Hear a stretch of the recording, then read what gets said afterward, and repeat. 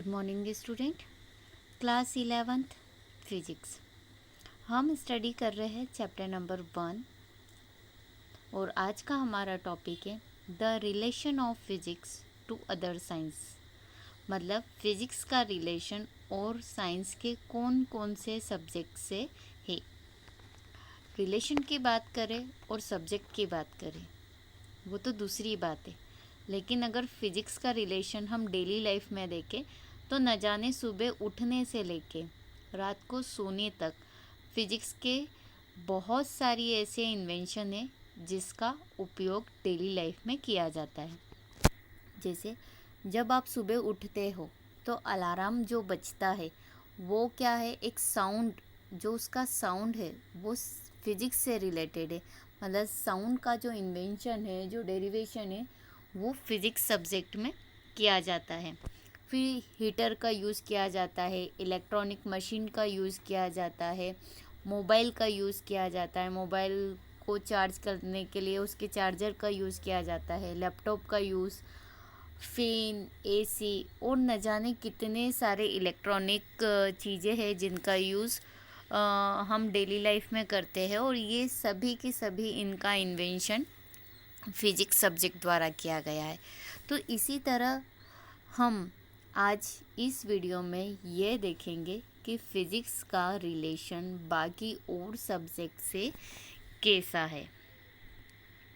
तो सबसे पहले हम बात करेंगे physics in relation to other sciences. मतलब साइंस के जो भी अदर ब्रांचेस है उनसे फिजिक्स कैसे रिलेट करता है, right. Physics is a very significant branch of science. मतलब सबसे मोस्ट इम्पोर्टेंट फिजिक्स है, जो सारी ब्रांचेस में सबसे मेन पार्ट है। इसने अपनी एक अलग पहचान बनाई है फिजिक्स ने। किस तरीके से बनाई है? Which place a crucial role in understanding the developments pertaining to the other branches of science such as chemistry, biology, etc. मतलब और भी बहुत सारी ऐसी ब्रांचेस है जैसे chemistry, biology, mathematics, astronomy, technology, ऐसी बहुत सारी ब्रांचेस है जिसमें फिजिक्स का सबसे मोस्ट इम्पोर्टेंट रोल है कहीं ना कहीं। हिंदी में हम देखते हैं भौतिकी विज्ञान की एक बहुत ही महत्वपूर्ण शाखा है जो विज्ञान की अन्य शाखाओं जैसे रसायन विज्ञान, जीव विज्ञान आदि से संबंधित विकास को समझने में महत्वपूर्ण भूमिका निभाती है। जैसा कि मैंने आपको बताया कि डेफिनेटली कहीं ना कहीं मोस्ट इम्पोर्टेंट रोल है बाकी सब्जेक्ट्स का, राइट। अब सबसे पहले हम देख लेते number 1, physics in relation to mathematics. Mathematics, right. Study of physical variables led to the idea of differentiation, integration and the differential equation। मतलब जो फिजिकल वेरिएबल है, फिजिकल वेरिएबल इनका यूज़ काई में किया जाता है? डिफरेंशिएशन जो कि मैथ्स में है, इंटीग्रेशन ये भी मैथ्स में पढ़ा जाता है, और डिफरेंशियल इक्वेशन ये भी मैथ्स में। बट इनकी सर्चिंग किस में हुई थी? फिजिक्स में। मतलब फिजिक्स में जो भी वेरिएबल है उनका यूज़ मैथ्स में किया जाता है और मैथ्स के कुछ फॉर्मूलेज जिनका यूज़ फिजिक्स में किया जाता है। मतलब ये दोनों एक दूसरे से आपस में क्या है, कनेक्ट है। मतलब ये एक दूसरे को क्या करते हैं, एक दूसरे को रिलेट करते हैं। Meaningful interpretation of mathematics become physics. मतलब ये दोनों एक दूसरे के बीच में बहुत ही महत्वपूर्ण भूमिका अदा करते हैं। मतलब ये दोनों एक दूसरे के बिना क्या है, अधूरे है। फिजिक्स का यूज़ डेफिनेटली मैथ्स में किया जाता है एंड एज यूजुअल मैथ्स का यूज़ अगेन काय में किया जाता है, फिजिक्स में किया जाता है। गणित में अगर देखें, हिंदी में गणित के संबंध में भौतिकी, भौतिक चरों के अध्ययन से विभेदीकरण, एकीकरण और अवकल समीकरण का विचार आया। गणित की अर्थपूर्ण व्याख्या भौतिकी बन जाती है, राइट। मतलब जैसा कि अभी मैंने बताया था कि गणित का यूज़ भौतिकी में किया जाता है और भौतिकी का यूज़ गणित में किया जाता है, दोनों एक दूसरे को समझने में। नेक्स्ट सब्जेक्ट है हमारा, मतलब नेक्स्ट ब्रांच है हमारी, physics in relation to chemistry. अब हम देखेंगे फिजिक्स का यूज़ केमिस्ट्री में कैसे किया जाता है। केमिस्ट्री के अगर कुछ टॉपिक्स हम देखें, पाउली अपवर्जन, अबाउ रूल्स और एटॉमिक स्ट्रक्चर, मतलब इन सारे एटॉमिक पीरियोडिक टेबल, इन सभी में कहीं ना कहीं फिजिक्स का यूज़ किया जाता है। जैसे पीरियोडिक टेबल में आपने देखा है कि बहुत सारे एलिमेंट को लाइन से अरेंज किया है, टेबल के रूप में अरेंज किया है। अब वो अरेंज इस प्रकार किया है कि पहले उनकी क्वालिटी, मतलब उनके गुणों को समझा और रिसर्च करी फिजिक्स ने, देन उसको अरेंज करा एक टेबल के फॉर्म में, जिसे हम बोलते हैं पीरियोडिक टेबल। उसी तरह और भी ऐसी चीज़ें हैं जिनका यूज़ फिजिक्स के माध्यम से केमिस्ट्री को समझने में किया जाता है।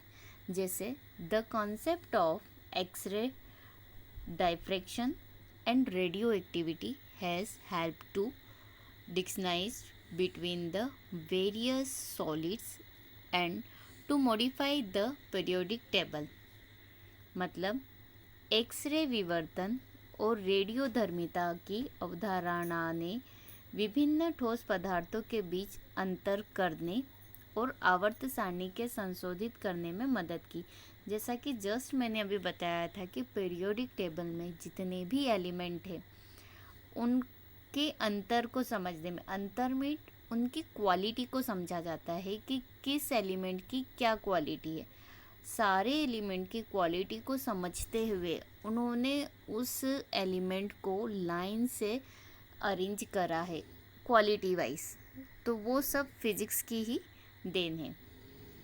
Understanding the bonding and the chemical structure of substance is easy with the help of the concept of interactions between various particles। मतलब जितने भी हमारे पार्टिकल्स होते हैं उनके बीच में जितने भी डायग्राम्स बनते हैं, संरचना बनती है, स्ट्रक्चर बनते हैं, वह कहीं ना कहीं फिजिक्स की हेल्प से ही बनते हैं। मतलब फिजिक्स की ही धारणा पे डिपेंड करता है कि वह स्ट्रक्चर किस प्रकार बनाए जाएंगे, राइट। तो विभिन्न कणों के बीच परस्पर क्रिया की अवधारणा की सहायता से पदार्थों के संबंध और रासायनिक संरचना को समझना आसान है। मतलब इस तरीके से फिजिक्स का बहुत ही मोस्ट इम्पोर्टेंट रोल है केमिस्ट्री में। नाउ द नेक्स्ट है हमारे पास physics in relation to astronomy. नाम से ही लग रहा है। अब एस्ट्रोनॉमी मतलब अगर एस्ट्रोनॉमी की बात करें तो हमारे यूनिवर्स में ऐसी बहुत सारी चीज़ें हैं जिनकी रिसर्च में फिजिक्स का सबसे मोस्ट इम्पोर्टेंट रोल है। जैसे तारों का इन्वेशन, तारों की चाल क्या है, सूर्य और चंद्रमा के बीच की डिस्टेंस क्या है, सूरज कब उगता है, सूर्य ग्रहण कब होता है, चंद्र ग्रहण कब होता है, तारा का जीवन काल कितना है, तारा टूटेगा तो कितनी रोशनी डेवलप करेगा, तारे टिमटिमाते क्यों है, रेनबो क्यों बनता है। यह सारी बातें कौन से सब्जेक्ट में आती है? एस्ट्रोनॉमी। तो इन सभी बातों का जो आंसर है डेफिनेटली हमें किसने दिया है? फिजिक्स ने दिया है। मतलब सारी की सारी रिसर्च किसने की? फिजिक्स ने की। अब इन रिसर्च के लिए डेफिनेटली हमें किन चीज़ों की आवश्यकता रहती है? कुछ ना कुछ इंस्ट्रूमेंट की आवश्यकता रहती है। जैसे तारों को देखना है तो टेलीस्कोप है, ऐसे और भी चीज़ें हैं जिनका यूज़ किया जाता है। और ये सारे टेलीस्कोप है, रेडियो एक्टिविटी इंस्ट्रूमेंट है जो किसने बनाए हैं? फिज़िक्स सब्जेक्ट द्वारा ही बनाए गए हैं। फिज़िक्स में ही इन सभी की रिसर्च हुई, क्योंकि इनका जो डेवलपमेंट है मतलब वो फिज़िक्स के किसी प्रिंसिपल पे ही हमेशा डिपेंड करता है। जैसे मैं यहाँ पे आपको बता देती हूँ, Optical telescope of reflecting and refracting types enable man to explore the space around. मतलब इनका यूज़ कहाँ किया जाता है कि जहाँ से ऑप्टिकल दूरबीनों ने मनुष्य को अपने आसपास के स्थान का पता लगाने में सक्षम बना दिया, जैसे परावर्तन और अपवर्तन, मतलब रिफ्लेक्शन और रिफ्रैक्शन। इन दोनों का यूज़ करते हुए टेलीस्कोप ने हमारे आसपास जितने भी एनवायरनमेंट में ऐसी बहुत सारी चीज़ें हैं जिनका पता किस प्रकार लगाया जाता है, तो इन टेलीस्कोप के द्वारा उसका पता लगाया जा सकता है। Discoveries like radio telescope have revolutionised the study of astronomy. मतलब रेडियो टेलीस्कोप जैसी खोजों ने खगोल विज्ञान के अध्ययन में क्रांति ला दी है, राइट। मतलब इन सभी इंस्ट्रूमेंट की हेल्प से हम बहुत सारी ऐसी चीज़ें हैं जिनकी जानकारी हमें प्राप्त होती है, और ये सारी बातें केवल पॉसिबल हुई है ओनली फिजिक्स सब्जेक्ट से। नाउ द नेक्स्ट है physics in relation to biology. अब जैसे बायोलॉजी एक सब्जेक्ट है।